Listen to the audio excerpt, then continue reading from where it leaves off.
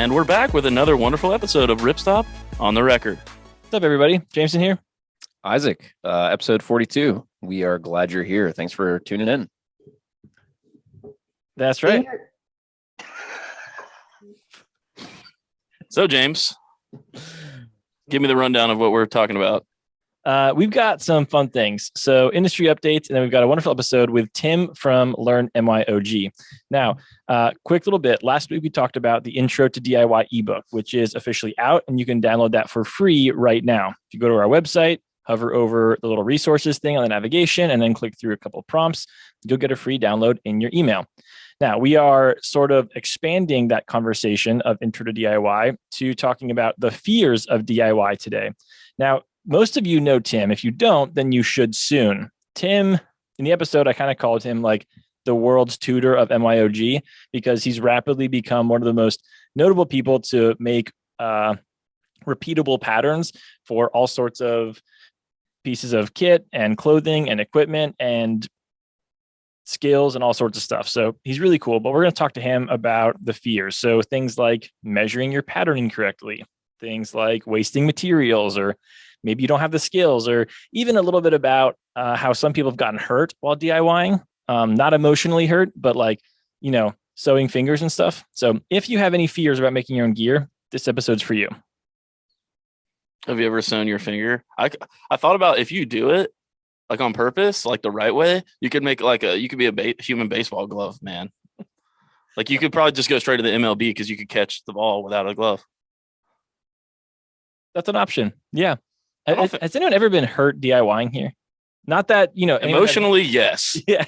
Physically, probably. I've definitely cut myself on like scissors or something. Not from the sewing machine, though. Yeah. I don't even understand how you could sew your hand. I use the most amount of profanity when I'm sewing. I don't really use that much profanity. It's just something about the sewing machine like really brings it out in me. Yeah. You know? Yeah. I've never cussed. Emotionally hurt? Yes. Physically hurt? No.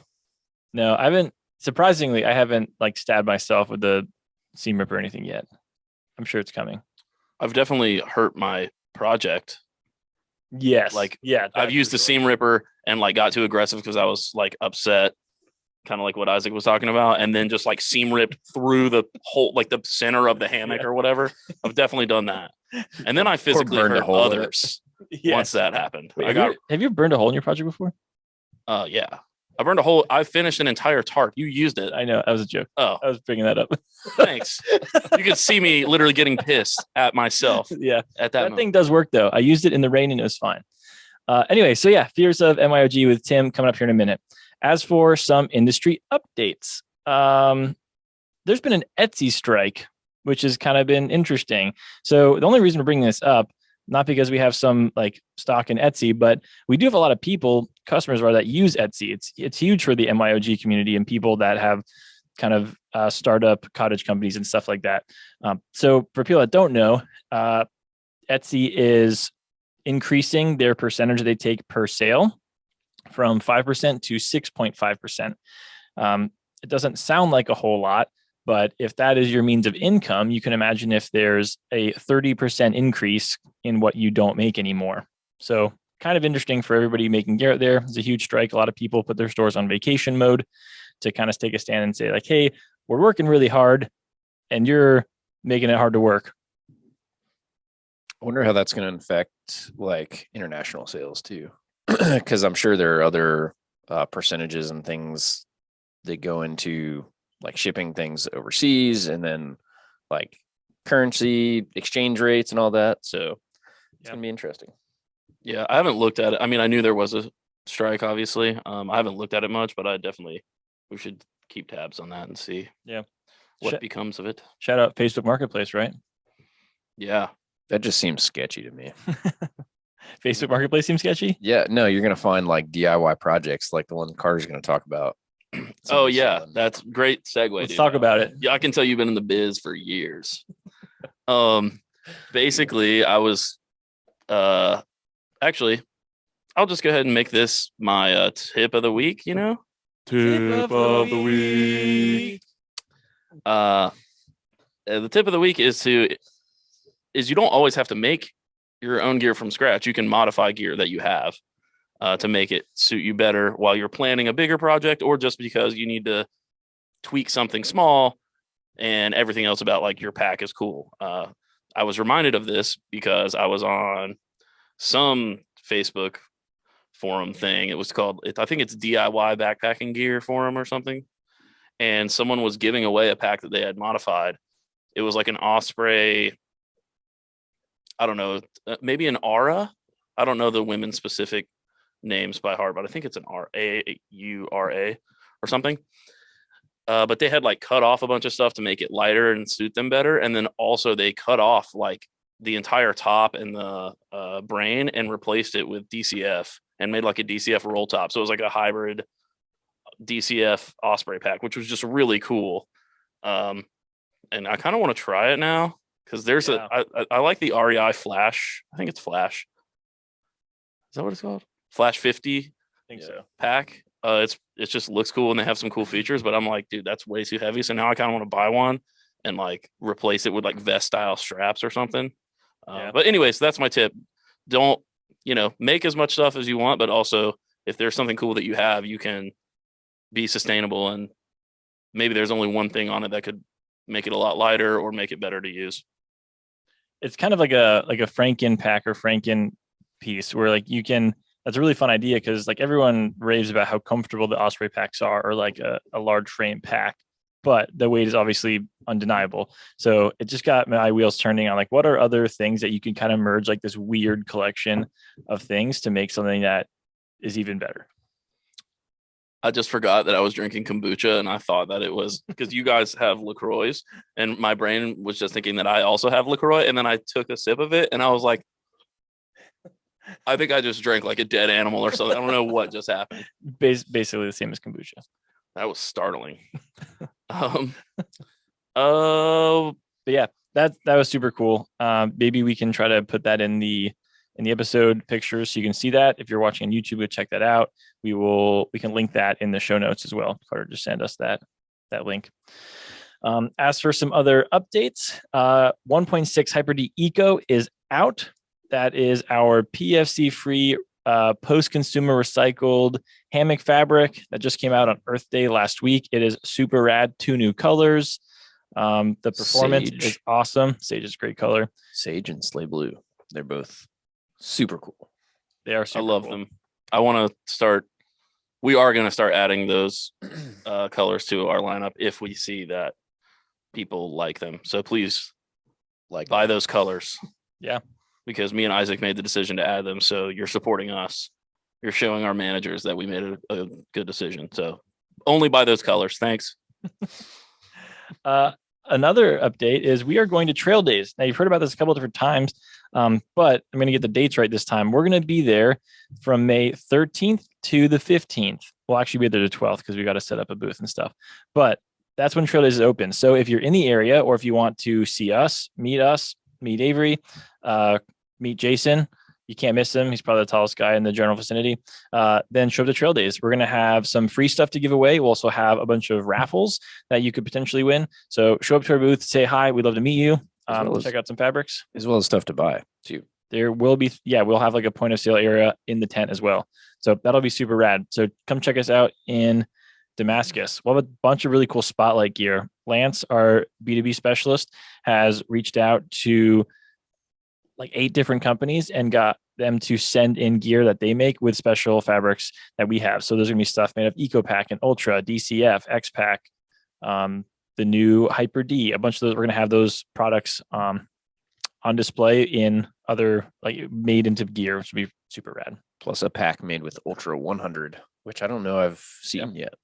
Have you seen? Maybe like one, but I don't know if it was by a cottage person. Yeah, I don't think I've seen anybody making Ultra 100 packs yet. Yeah, that'd be really cool. But the things that you can win, we're giving away a UGQ quilt. You have to be at Trail Days for this, so I'm sorry for everybody else, but you can still get stoked about it and check out for the content. But we're giving away a UGQ quilt, and we're giving away a pack made by Matt from Red Paw. That's going to be made with the new ultralight Venom stretch mesh, as well as a 3.9 Venom TPU coated material that we have. It's hot. I've already seen pictures of it. It's really awesome. So yeah, come to Trail Days. Oh, we're also giving away fabric. Yeah, 3 curated fabric sample boxes. These guys packed them. I picked them up once. They're kind of heavy, but there's a lot of fabrics in there. There's everything from Jason, if you're listening, turn this off. There's some DCF in there. There's some X-Pac. There's insulation. There's enough in there to make lots of cool. There's also narrow goods. I think Isaac put in like am steel and zipper. So you'll have a really fun time. You know what the am steel reminds me of, Carter? All the times that you use it in the improper way. Now there's going to be 3 more people out there using am steel in the most improper way possible. Well, they will probably research and be level-headed, unlike you, and then they will use it for. It's so strong. Yeah.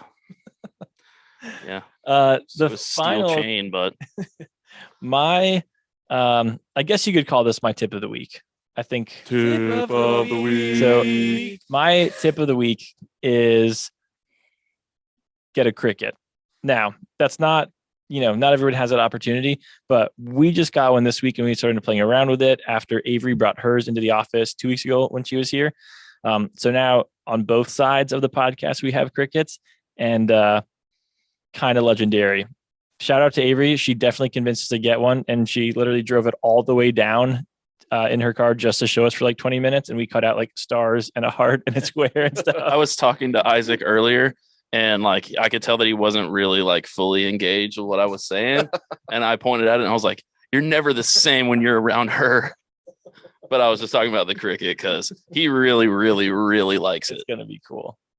Oh, we also used it to use the pin function, and we drew a flower. And then for those of you that don't know, Kyle, our owner, is now a father. And so we made it seem like his new son wrote a note to Jason. So we had like a flower that the Cricut drew, and it said from Kiam Baker. And then we gave it to Jason. He didn't believe it though. I don't know why. He threw it away immediately, actually. But yeah, shout out to founder, owner, CEO Kyle and Gene on their new baby boy. Everybody seems pretty happy and healthy. Avery, were you gonna say something about the Cricut? I was just gonna say that picture that you shared earlier, Isaac looks so happy playing with it. I took a picture of you using the Cricut when he first got it to send to Avery. I'm like, hey, look what we got. Yeah. And you're just sitting there. You're like, just cheese and hardcore is looking at her. You had also just cut Hypalon with it. So, I mean, I'd be pretty happy too. Yeah. But it is exciting. Was that after we cut the circle or the other one? It was after we cut the text, I think. Yeah, Cricut can do many things and spell many things, even bad words if you want. We haven't done it though. We have not cut out profanity in the Cricut at all. Yeah. Definitely not. On that note, we're going to cut to the episode. Thanks, everybody. Enjoy. Bye.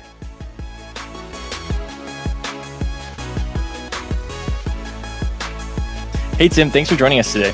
Yeah, absolutely. I'm happy to be here. So as I was preparing for the episode, I was thinking about what you do and LearnMYOG and everything. And I came to this realization that in many ways, you are the international tutor of MYOG, the LearnMYOG. We've talked to people all over the world that know what you do and follow what you do. How did you go from making your own gear, I assume just, in your basement or at your home, to you make tons of patterns, have all sorts of stuff from running vests and bike bags and apparel. Tell us about kind of how you started MYOG and how you ended up where you are now. Sure. Yeah. It's kind of taken off really. I've just been a member of the maker community on Reddit primarily. And, just always been into making things, whether it's been making kayaks or, now making gear and really jumping into apparel. It's just kind of been happenstance. And the website was kind of a project where I could share designs that I was coming up with. And, it really revolved around, I've created these pattern generators primarily for the subreddit. And we were doing these little make your own gear community projects where I'd make this simple little pattern and put it out there and let people run with it for a month and see what they came up with. And it was just a thing to bring community together, and kind of launched it onto a website, and the popularity just took off, right? It's really, it's super exciting to see people really all over the world getting into making and being able to share ideas with people and talk to people, whether it's on Instagram or Reddit, and just really bring that community together. So the website has done very well. But for me, it's my way of being part of the community and and paying it forward or just being active in that community. And I'm just excited to see people get into it and use the patterns really. Do you remember when you first started making your own gear? Was it 5, 10, 15 years ago, or when did you start this? Probably I think probably about 4 years ago is really when I got into pack making. My first pack is actually the blue pack you can see in the background there. I took that up. Up in the White Mountains on the Presidential Traverse, and that was about 4 years ago. And kind of since then, the hobby has really just expanded for me. And certainly being in the website and doing the pattern making is really, it's gone. It's kind of gotten a little crazy, right? I got multiple sewing machines now, or I've got way more fabric than I know what to do with. And it's a really fun hobby. It's great because it's something you can kind of do for a couple hours each night. It doesn't take a lot of setup. Cost wise, it's not very expensive to get into it. And, it's a motivator to get outside and, enjoy the outdoors as well. So. Yeah. So talking about getting started, that's a great segue. Our whole topic today was the fears or the fears of MYOG and the things that people worry about when making their own gear. So that pack that you're talking about is probably a good example for all these things that people are referring to. But some of the main fears that people have is the fear of the techniques that they need to make something successful. And then often the thing that we hear the most, and probably the questions that we get the most on our help center, are what fabrics to choose. Mm-hmm. So as you put some of your own experience in there, but do you have any tips for people that are getting started in terms of the techniques or the ability they have to create that gear, and then knowing they're choosing a great fabric? Yeah, sure. So I think getting into making, certainly sewing project like soft goods, really isn't that difficult. I think what a lot of people stress about is, do they have the right tools, right? Do they have the right sewing machine, right? And certainly you can dive into the world of fabrics, right? And you can geek out as much as you want on the technical attributes of fabrics. And I guess I'd encourage people, try to stay away from that, right? Don't bog down with all the details, right? You can certainly run to Joann's and buy some cheap fabric and make functional gear that'll last a long time. And then once you kind of get into it, you can certainly start really spending more time on the details and more money on fabrics and things like that. One really great way of getting started with a sewing machine, you don't need to run out and buy anything. A lot of local libraries and these community tool groups have sewing machines that they'll loan out for free. Or you can go to maker spaces and use them, or just hit up your mom or family friends, right? That's how I got started, is my mom's machine. I still have it in my basement. She comes out to Seattle and she still uses that machine every now and then. So, you don't really need to spend a lot of money. You don't need to spend a lot of time getting into it. Certainly you can pick up patterns. There's a lot of free patterns. There's certainly a lot of paid patterns out there. And jump into the community. A lot of people are there to help. And, you don't have to start with a big project. You can start with stuff sacks and fanny packs and things like that. And, I think it's just really easy to get into, but I think people really wrap their head around all the details that are there. And it's fun to do that.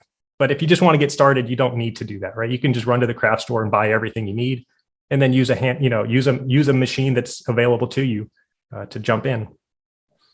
Yeah, it is funny how many people get machines, or just the different ways that people get them. I mean, like the thrift stores, but more often than not, it's just from a family friend. Like I just asked my mother-in-law one day, I'm like, hey, do you have a sewing machine sitting around? And she gave me a funny look, but she had 2 or 3 sitting around, just, she's collected over the years. And then sure enough, the next machine I got was from a family friend that was moving overseas, and they didn't want to keep theirs. So there's so many of them just floating around. And they don't, I think another fear that people have about getting started is, is my machine good enough to handle these heavy duty fabrics? And most of the fabrics aren't super heavy duty. I mean, most of the fabrics, even on your packs, there probably aren't, they're not more than 8 ounces. Exactly. These home machines can do a lot more than you realize. Yeah, absolutely. I'd say unless you're really getting into a lot of leather work, right, there's really not too many things that a standard domestic machine is going to be able to handle. And you guys talk a lot about the Singer HD, and yeah, people make fantastic gear with that machine. And they call it heavy duty. That is not a heavy duty machine by any stretch of the imagination, right? But it's more than capable for making, quilts, tents, bags, anything that's really, these synthetic fabrics. You can really do a lot with a pretty basic machine. So I'm curious, this is stepping aside from the fears of MYOG for a brief moment, but speaking of fabric selection, you work with a ton of fabrics and have worked with a ton of fabrics that we offer and even ones that we don't. What fabrics intrigue you right now? What on the markets is really interesting? I'm certainly looking a lot into the apparel fabrics. That's just kind of where I kind of steered myself a little bit, and that's kind of an interest area. For pack fabrics, I'm really interested in the Ultra line from Challenge Fabrics. There's a lot of really technical fabrics that I think are great. I just saw that you guys announced an eco-friendly, the Hyper D 1.6, the eco recycled and PFC DWR. I think that's a fantastic, move in that space. That 1.6, actually the orange jacket in the background, that's 1.6 Hyper D. And I think that's a fantastic fabric because it really balances kind of the triad that I look at when I'm just, picking a fabric, which is, durability and use for what I'm going to do with it. There's the sewability and then cost, right? And I think Hyper D, that 1.6 is a really good balance because it's not super fragile. It's really easy to work with. And from a cost standpoint, it is quite affordable. The Hyper D 300, I think it's in the same boat where if you're looking for a waterproof fabric, that's a great one to get going with. But yeah, Challenge is doing some really cool stuff, especially with that Ultra line. And then apparel fabrics, there's a lot of things out there that I'm still learning. Polar Tech makes some fantastic fabrics. I'm really looking forward to see what you guys come up with this year with your apparel line. But yeah, that's kind of where I'm, been looking at for new fabrics. Yeah, we've dropped the hint a couple of times, and I'll continue to drop it because I saw Isaac handed a lab dip over to me yesterday in our cubes. But we are looking at building out the apparel stuff for sure. So we'll be getting more things. And I'm really, really excited about that because it's very clear. I mean, we did a huge development survey in January, and it was overwhelming the number of people that are interested in apparel stuff. And then seeing patterns that you've been making, it's very clear the industry is really interested in the apparel stuff right now, and we're all on board. So it's going to be really exciting to see that. But I want to go back to your triad there, because that's really interesting. As soon as you said that, I expected to hear the triad that we use often enough, which is durability, weight, and then price. And I really like how you added sewability in there, especially for new makers that are maybe having a lot of fears about MYOG. That's perfect. Explain a little bit more that sewability. So for people listening, a 0.66 membrane sewability, probably really low. Yeah, it's really tough to work with. Yeah. 2.2 hex 70, I'm guessing that's sewability really high, right? Because there's a lot more, it creases more easily. It doesn't slip through the machine. Your machine doesn't eat it. That's kind of what you're thinking of, right? Right. Yeah, exactly. It's how well does it handle, right? Does it fray a lot when you're working with it?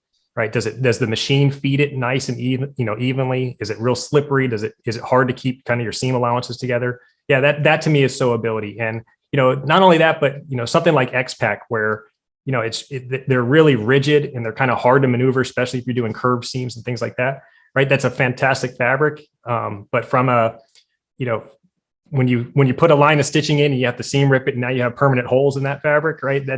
That kind of lowers that sewability score for me, right? Something that's coated and you can easily, seam seal it and things like that, that kind of raises that sewability up. So, you kind of have to look at what the use case for the piece that you're working with. Like if it's a backpack, like what kind of backpacking are you doing? Are you doing, scrambling on really tough terrain? Are you on more groomed trails and doing long distance travel, right? Those are two different requirements that may drive you in different selections for packs. But for people getting started, really, I think that a coated fabric that's got DWR, you can pretty much make anything and it's going to handle the environment you're in quite well. So unless you're really counting grams, I would say that, in that 70 denier up to that 300 denier, right? Those are all kind of in that sweet spot of it's going to be very easy to work with.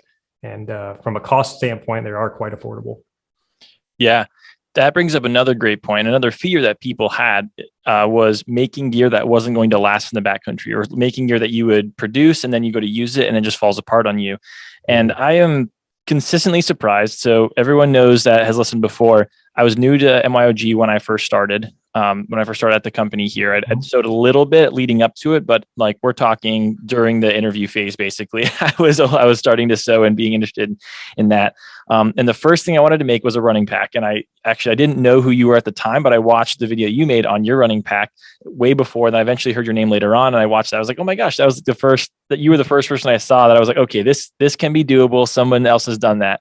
So it's kind of a funny tidbit there, but that was the biggest thing I was worried about. I was running a 50K and I was like, I don't want to be 16 miles on the Appalachian Trail and then have my pack strap like rip out. Right?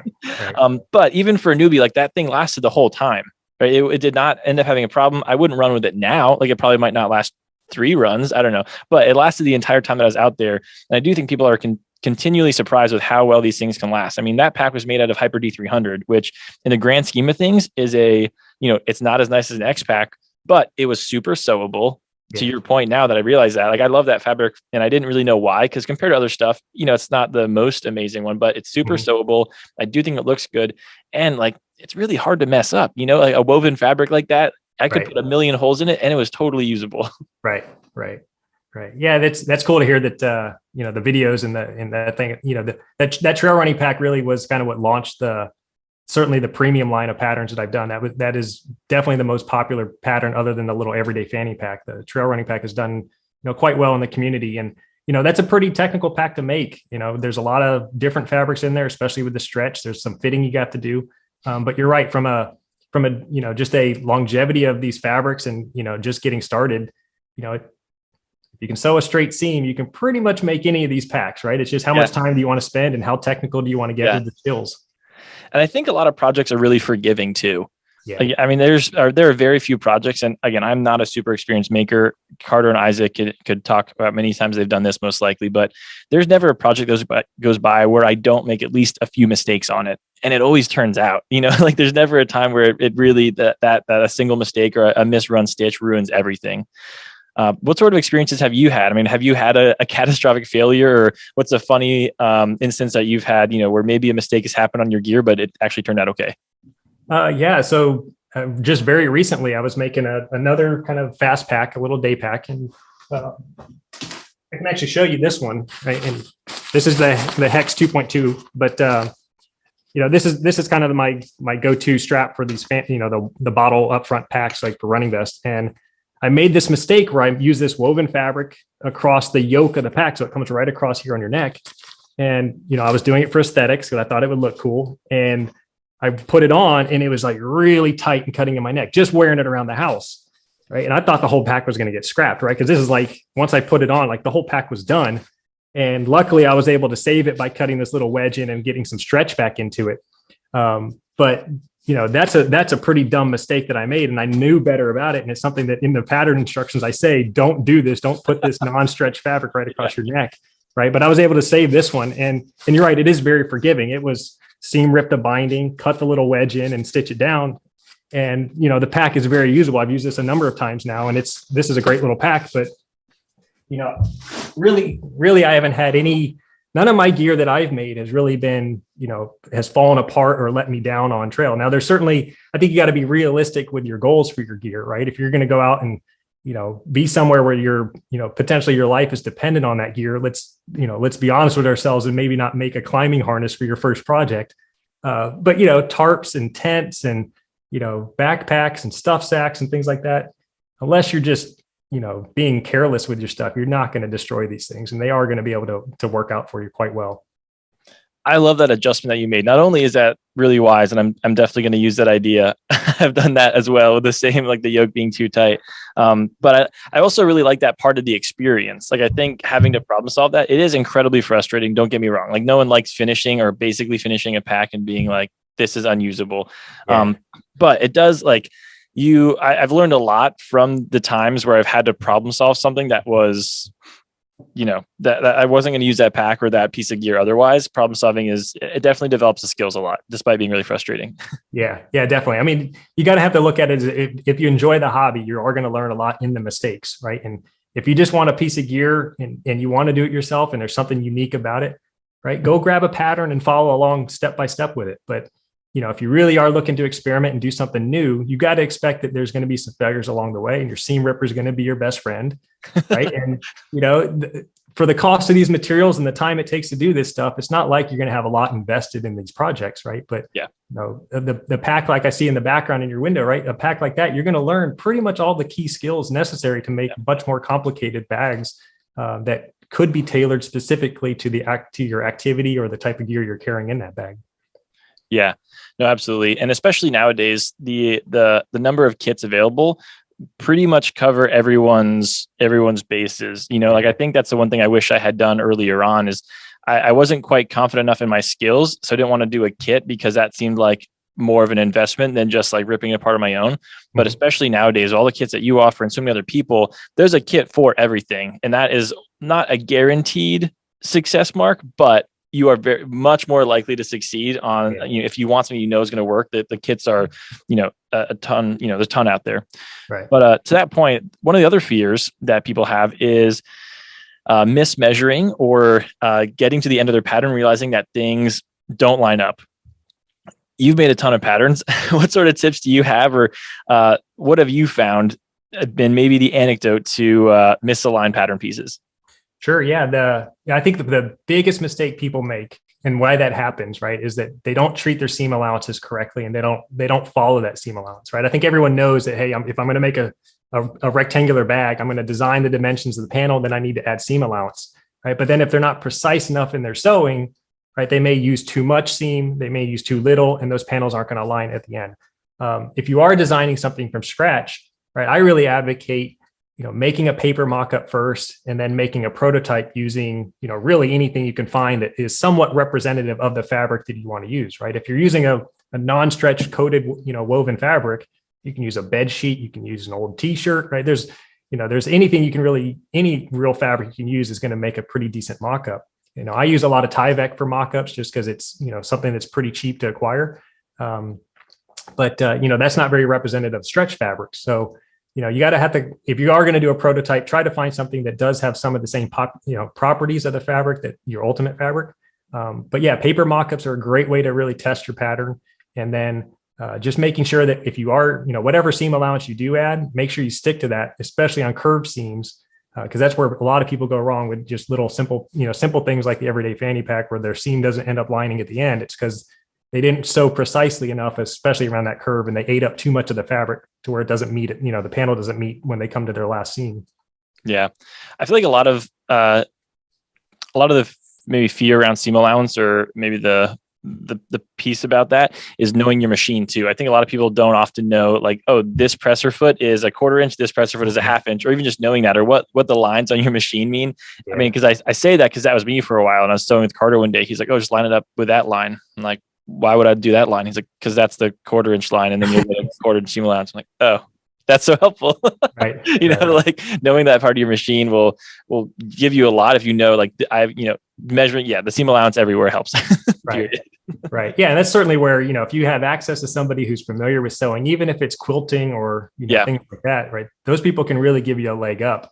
Certainly there's a lot of YouTube videos out there, but it's kind of drinking from the fire hose to find something that's, that's really to the point. But, that the ebook that you guys came out with, I think, is a great start for people of just getting familiar with really, what's involved, what are the tools necessary to kind of jump in. And, like I said, it is pretty easy to get into it.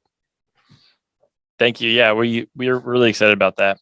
So a little bit about machines. What's your go-to machine? What machines do you like, or which one do you use? Well, like I said, I've kind of gone off the deep end, and I went the route of industrials. I have the space and fortunate enough to be able to, have a couple industrial machines. But yeah, probably my favorite machine is my needle feed machine. I have a Juki 5410 needle feed. That's kind of my go-to machine for most projects.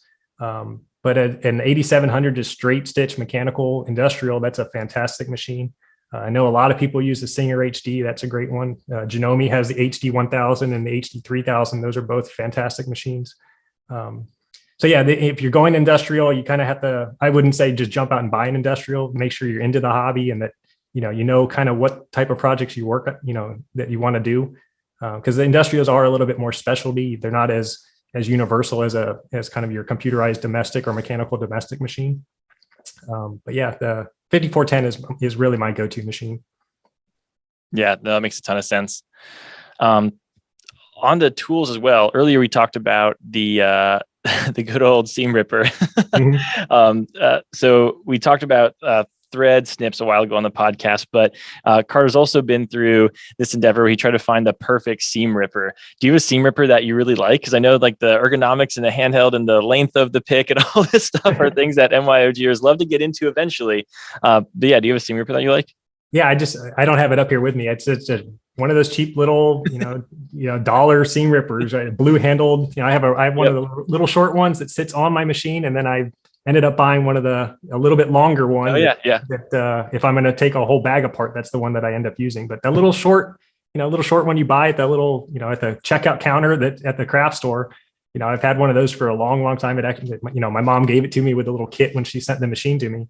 And yeah, that thing works great. I know people use scalpels and X-Acto knives and all that. And I don't know. I'm more likely to cut myself with something like that. But the cheap little seam ripper works fantastic.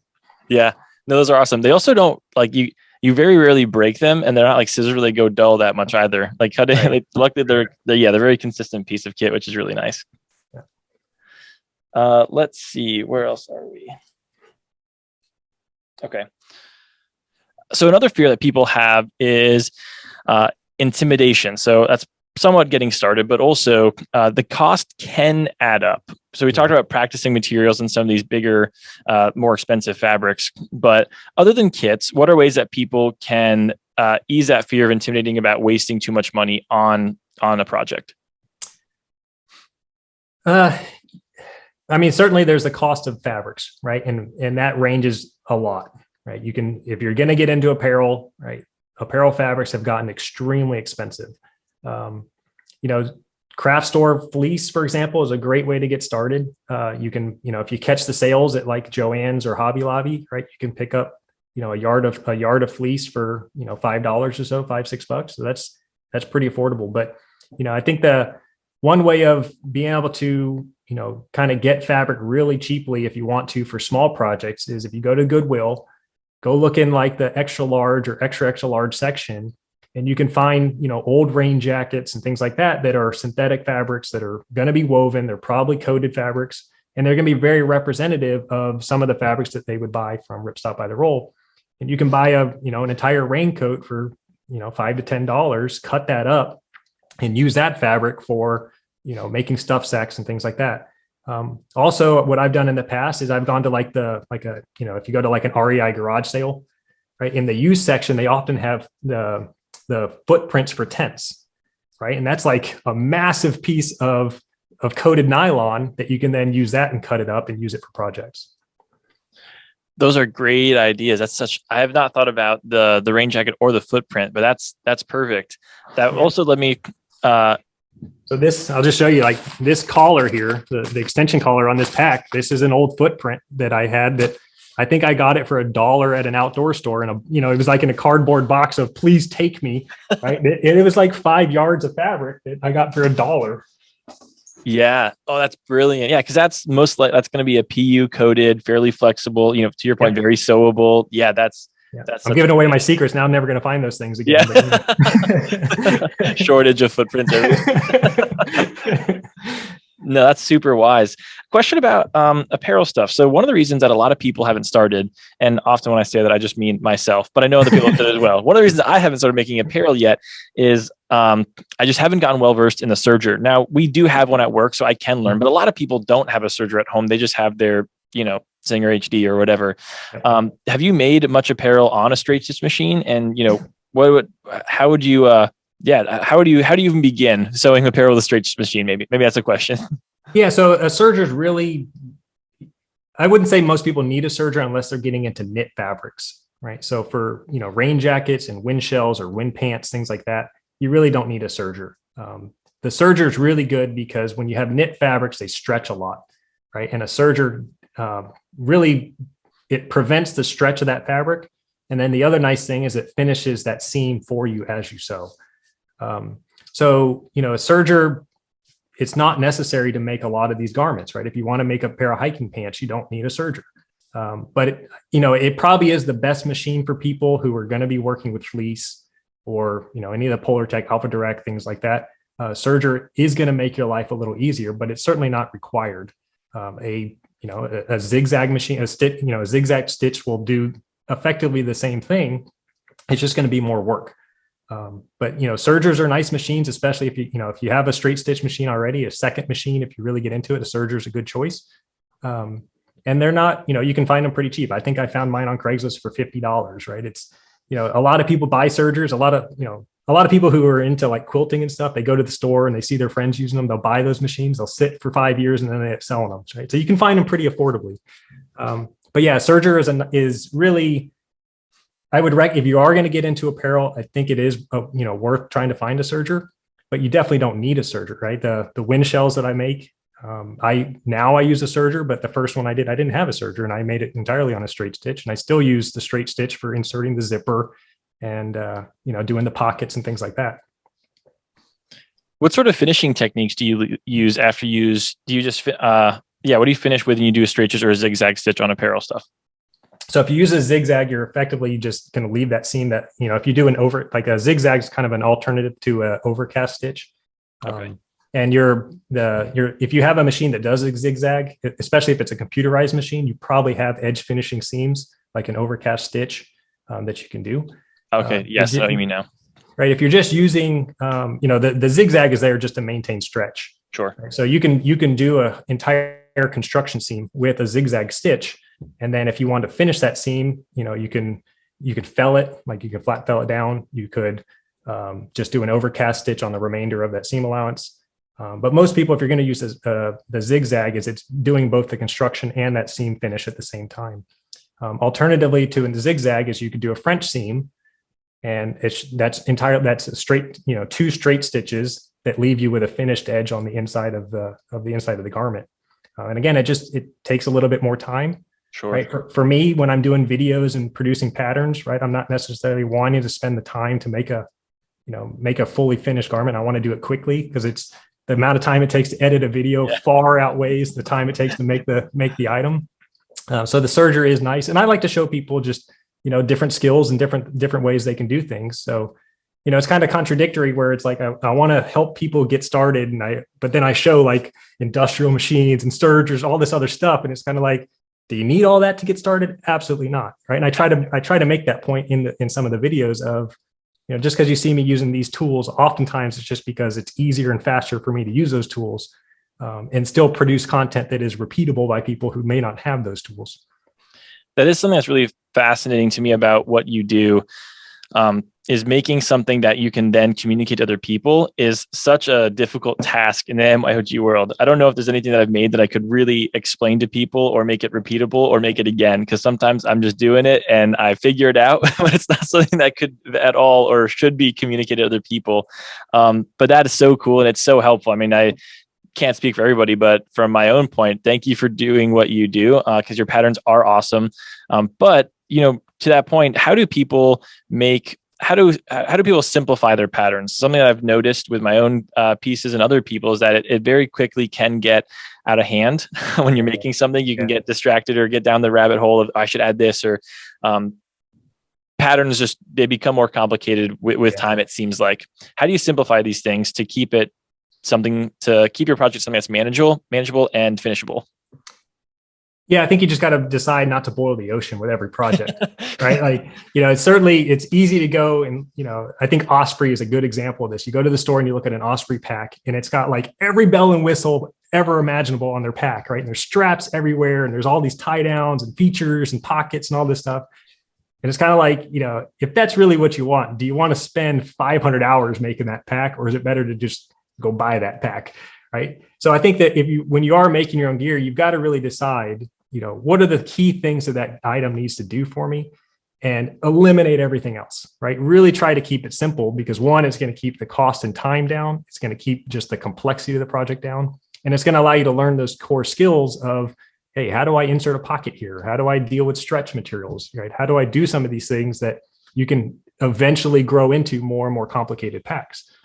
So, when I'm designing patterns, I often think about, how does this pattern fit into the rest of the patterns I have? And what is new about that pattern that's different from other ones that helps people learn those skills so they can, take it and tailor it to their own needs, or use some of those skills to design something entirely of their own, and just kind of use my pattern as a point of departure. So I think you just have to really simplify it down to what is it that packer really needs to do, or that item needs to do, and try to eliminate all the other excess things just to keep it a manageable project. Yeah, that makes a ton of sense. Let's see. And thank you for the nice words, I guess, about the site and the patterns. And it is a lot of work doing trying to teach, but it is hearing people use it and seeing their project. That's really what it helps keep going. It helps, put the effort into it. And, it is nice seeing people really, take those patterns or hear that, they use my patterns for their first project and they went off and made their own pack after that or their own garment after that. It is, it is really rewarding hearing that from the community. Yeah, no, I can absolutely imagine. It's been it's a great industry to be in because the community aspect is still very much there. And there's no one really owns the industry yet, which is phenomenal. There's so many different pieces and so many different people that make up what we do. And it makes it so exciting because there's so many different avenues. Like we produce a lot of, we get a lot of fabrics out there, but there's so many other people doing other things that we don't really want to touch. Like we're not going to make a pattern generator. Like there are great people out there doing that. And it's exciting that there's sources and resources and people educating the user base from a lot of different angles. It's really exciting to see. Right. It is a very fun community to be part of. And it's, everyone is very outgoing about, I really have not come across anyone that's not willing to share ideas or, give you insights into what they're doing or just be willing to help. And it is a really great community to be a part of. And as you said, there's so many ways to get active in the community. You don't have to be just making the best gear to get, really involved in the community. It's, you can be doing, finding sources, right? There's people who are out there doing group buys of items that are just hard to get, and they make it easy for, people to buy small quantities of things. And it's really cool. It's not a business for them. It's just a hobby. And that's kind of the way that I treat this is, it's a fun thing for me to do in my spare time. And if I'm going to design something for myself, it's not that much more effort to put that design out for the community to use and get something out of. So, yeah. You recently asked on your Instagram why people were scared of making technical apparel. If you'd be willing to share some of those results, what did you hear from people? Yeah, the biggest thing is that people were intimidated by it. And I find it funny because I was certainly intimidated by apparel for a long time as well. And I still am because it is a rabbit hole to get into. But yeah, it was spread pretty evenly across the three main options of, it's intimidating or it looks really hard. It's hard to fit the garment to your body. And then also just knowledge about fabrics in general, about making sure that, they're picking the right type of fabric for the garment that they're making. And yeah, there's, apparel patterns. Sorry, there's a truck driving by here if you can hear it. Apparel patterns, they're kind of a dime a dozen, right? There's a lot of different people out there doing apparel patterns. So I think, making sure that you're picking something that is representative of the garment that you want or the use of that garment that you want is important.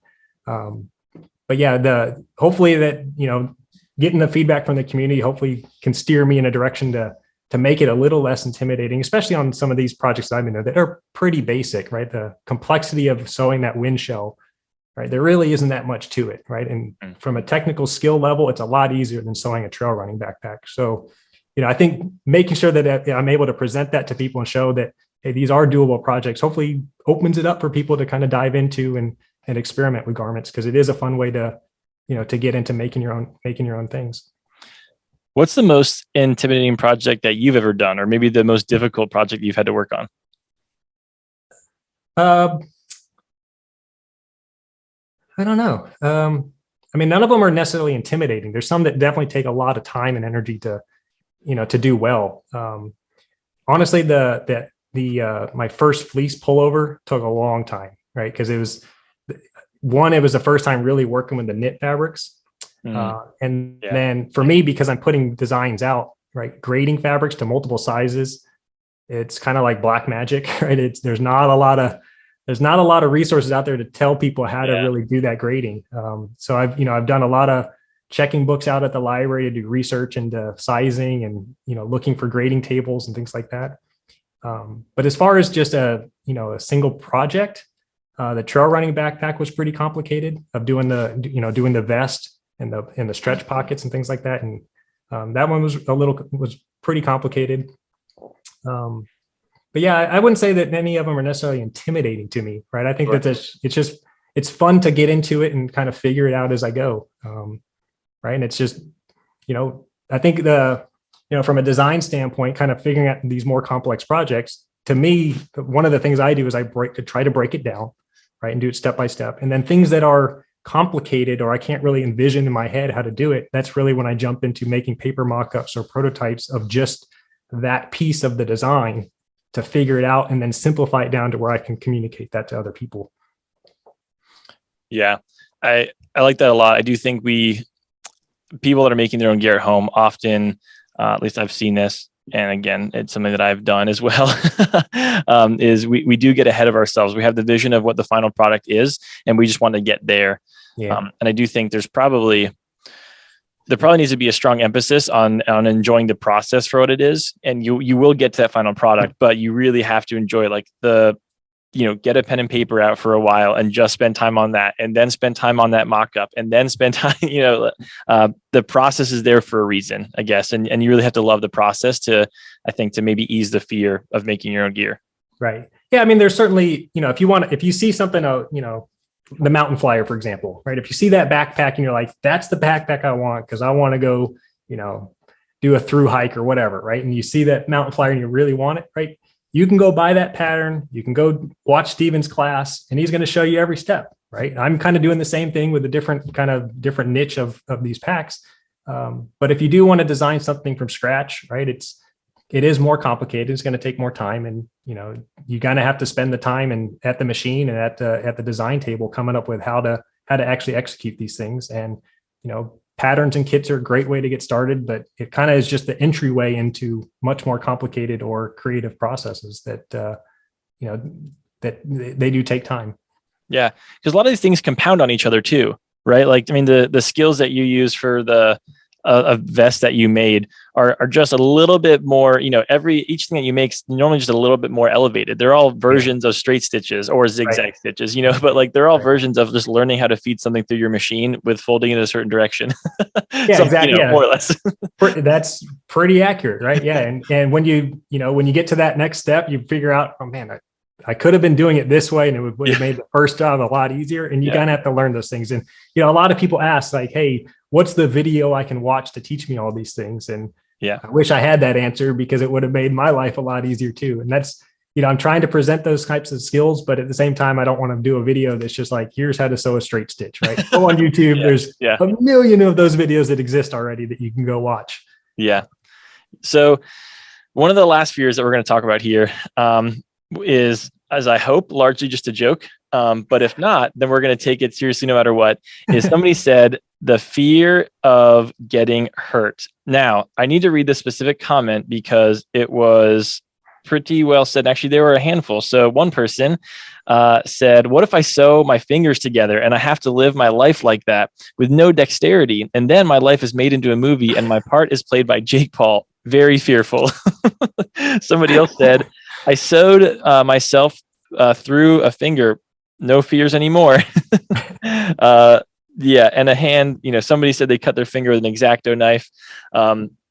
So there are some legitimate fears there. But so, we'll take that question wherever it goes. But the fear of getting hurt with your sewing machine or with your tools, what do you have to say about that, Tim? This is what I fear. This sucker right here, the rotary blade. I tell you, I got 3 or 4 of these of various sizes, and I ended up buying a safety ruler because this thing scares me. Of cutting fabrics and cutting paper with a rotary knife. These things are super sharp. You can definitely cut yourself pretty well with it. So I ended up buying a safety ruler, especially for making long straight cuts, where one, it's more accurate and it keeps my finger out of the way of using those things. The sewing machine, I definitely have seen the horror pictures of people sewing through a finger.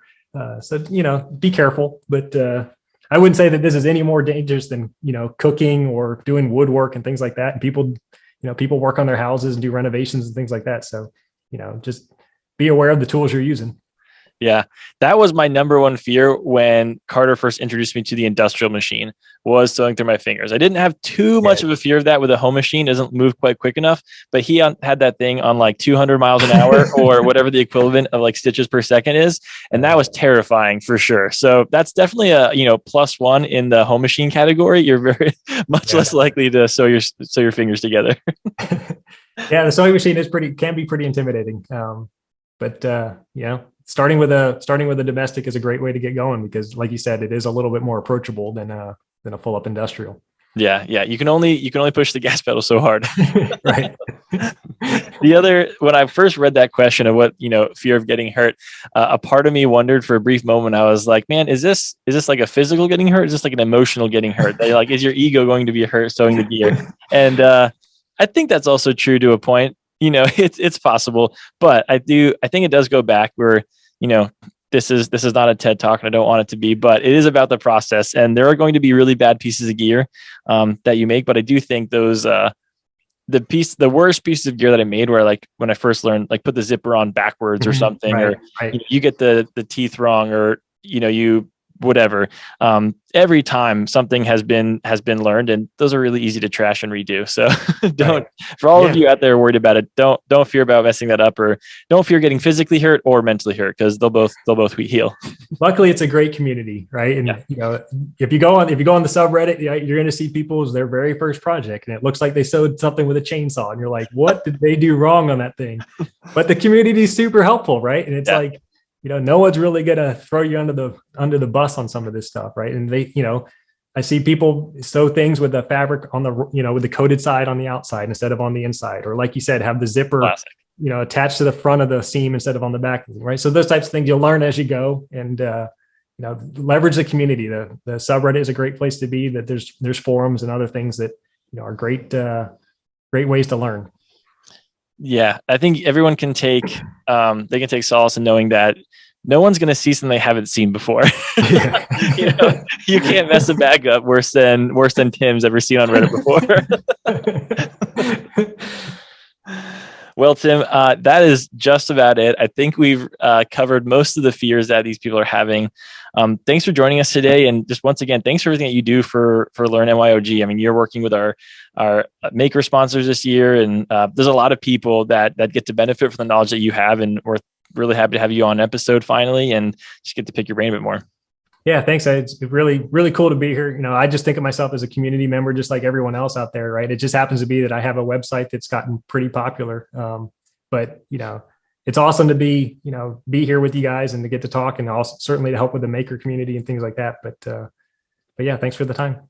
Absolutely. Well, we're excited. We know there's a lot more in the works with you that will, TBD.